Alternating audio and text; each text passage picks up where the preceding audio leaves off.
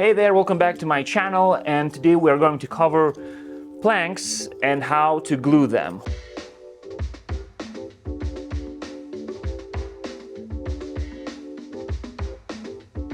For some of you, this might not even be an issue at all. For me, it is, because I'm located in Europe. We don't grow Western red cedar here.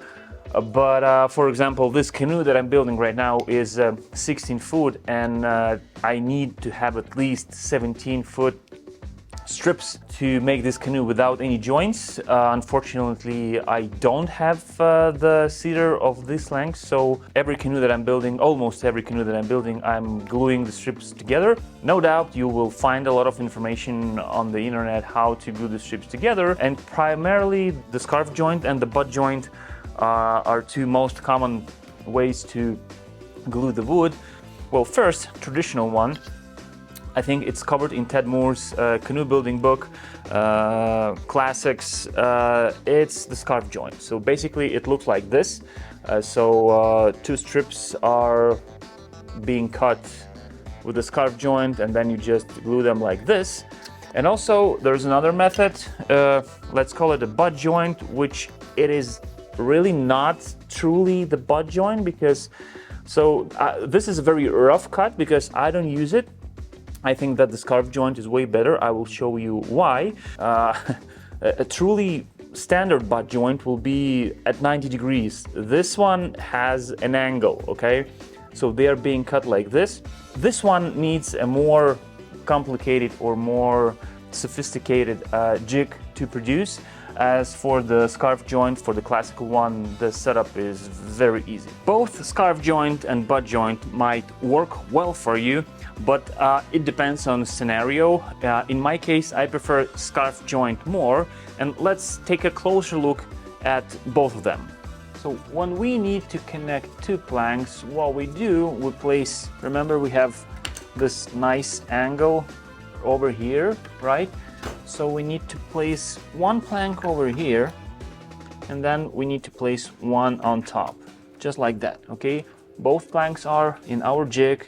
Now, what we do, we just cut it. This goes out, this goes out, and now we have two planks with the same angle, okay? And they are perfectly aligned, and they can be glued perfectly like so. I usually place one on top just to make sure that the bed enters the coast perfectly in this spot, and then I mark it a couple of times with a pencil. You will need this because when you apply glue and the plank is twisted and pressed in, sometimes it's hard to understand whether it's in a good position or not. So these lines act as a reference line. The situation with the butt joint is slightly different. Now, I don't have a dedicated jig for a butt joint, obviously, because I don't use it a lot. The way it's being done, usually you fix the sanding belt, or maybe it's a stationary sanding belt that doesn't move, and then you find the proper angle and you make them by just sanding off the part of the strip, and then you are getting this very nice clean angle. In our case, I just roughly cut them. Now I have a demo set up over here, and we will start with the butt joint. So the setup is really easy. You will apply a glue on your strip into the bed just like so. A little bit of glue on this piece and then on the other piece. Okay, I'm using demo little versions of it because I don't really need to. Okay, we have both of the surfaces have a glue on it, and now what you will do, you will place them just like so, compress them, you will staple them into the molds.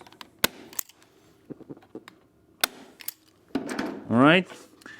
And one thing you will need to do, you will need to put a clamp over here for your butt joint to be glued in place properly. And this where the main disadvantage of butt jointing comes really obvious. Now we cannot place any other strips on top because we have a clamp over here. With this scarf joint, Everything looks more or less the same. So we have two pieces for the scarf joint. One goes on top on the other. So we always place this one first. Why? That's the main advantage of a scarf joint as I see it. Place a little bit of glue. Put a glue into the bed just to the area of the length of the first part of the strip. I put my strip like so. I attach it to the mold with a staple gun. Then, remember we had those marks. You add a little bit of glue on this surface, a little bit of glue onto another surface, and here's the tricky part. Oh, and we of course need additional glue right over here. This is where it comes handy, because now I can use this strip in order to align second one. I just press it in and I check where my marks have to be aligned perfectly, and I will leave it like this for a second because I already have another part of the plank ready. I add another line of glue and I put this plank in place, and this plank will be acting as a clamp, right? Because you will compress it, and then what do? You add a bungee cord on top with a holder that we discussed earlier. And this is the main reason why I prefer scarf jointing, because it acts like a clamp. Basically, the upper part is pressing the lower part, and this is where the compression comes from. If you like this video, make sure you hit that like button, and in case you think it's useful, make sure you subscribe to the channel for more tips and tricks in cedar strip canoe building. Thanks for watching.